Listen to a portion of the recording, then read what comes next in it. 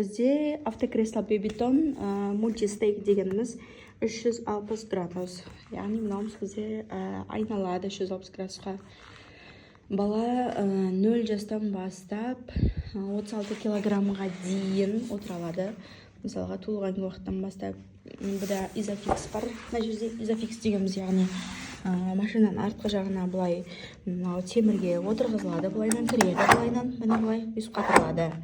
Ал не дегеніміз, штатный ремень дегеніміз, ол машина ішіндегі ремеймен былай бүйтіп қадалады. Одан гөрі негіз изофикс ыңғайлырақ, изофикс дұрыс. Осы мен айтқан изофикс деп отырған темір осы дұрыс. 360-та бұның положениясы өзгереді екен. Көрсететін боламын. Мынау мысалға 360 дегеніміз примерно машина қатырылып тұр деп ойлайсыз. Мен астында мына жерде басатын жері бар. Басасыз, и мынау былай айналады бала.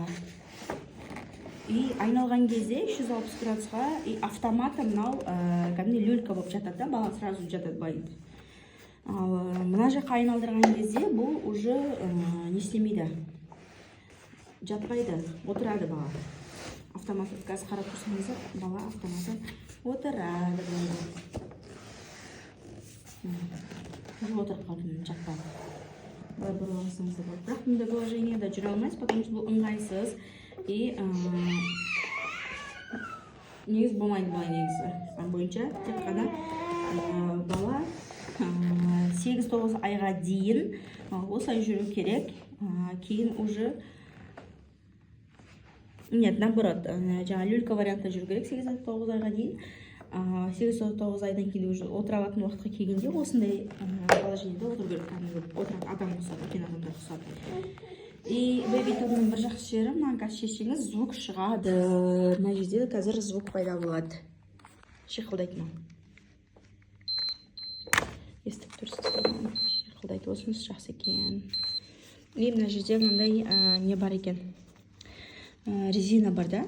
Бала мысалға жақсы екен, осы прочный екен. Осы былай ұстап тұрады баланы. И басына былай удардан сақтайды екен. Қой сақтасын енді. Бүгін бізде ДТП болған себепті мен қорқып қалдым, ойланып қалдым. И сразу же алып салдым, и мынандай несімен бірге. И мысалға мынау ертең балам өсетін болса, былай қарай мынау бүйтіп көтере беруге болады. Мына тартсаңыз, либо бүйтіп түсіресіз міне. Кішкентай болса үйтіп түсіріп қоя саласыз. Мен балам қазір пока что 8 айымыз. Біз пока осылай сиіп жатырмыз. И осылай тұра береді енді.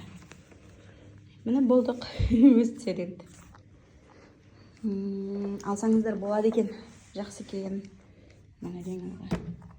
Полный несімен алсаңыздар дұрыс негізі. И изофикс дегеніміз ол, яғни сіз бала жаңағы айтып отырмын ғой, машинаның да маркасына байланысты. Бұл определенный 2001 теңгесінші жылғылардың машинасының бәрінде изофикс бар. Ескі машиналарда изофикс болмайды. Изофикс болмаған себебі сіз обычный простой автокресло аласыз. Мына жаңағы жылы жаңаларды, мысалы менде Chevrolet Cobalt 2024 жылғы. И менде изофикс та бар. И 360-ны алдым, чтобы ыңғайлы болу үшін, былай-былай неғыл беру үшін, айналдыра беру үшін баланы. Ұйықтап қалған жағдайда жасаудан автокресломен бірге көтеріп ауыстырып жүрмейсіз. Кнопканы бассаңыз, айналдырып баланы алып сала бересіз. Осы жақсы екен.